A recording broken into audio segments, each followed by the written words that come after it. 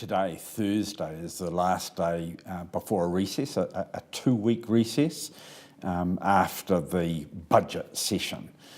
It's a time when a number of select committees will focus on estimates and they will, within the committees, look in detail at the budget and come back for further discussions later on. But today starts off with the business statement from Chris Hipkins, the Leader of the House. It says what's going to happen in a couple of weeks' time when Parliament resumes, and it will be subject to some questioning from the opposition. We then go on to the main question period. The first is from Willow Jean Prime to the Minister of Finance.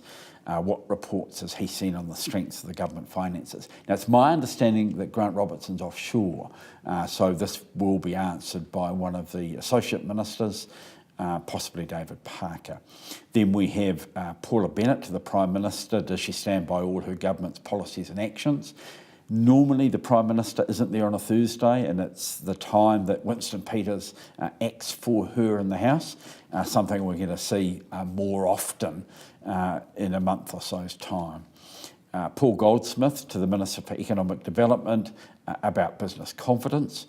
Jamie Lee Ross around the affordability and the effective cost of living on increased fuel taxes.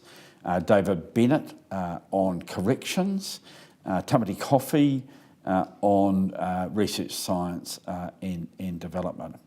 Chris Bishop will be asked the Minister of Police to reconcile some numbers around police funding and numbers.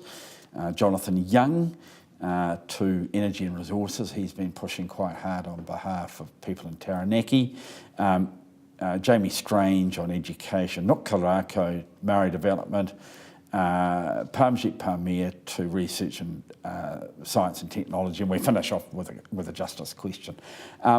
The unusual thing today, I think yesterday we had a lot of Phil Twyford.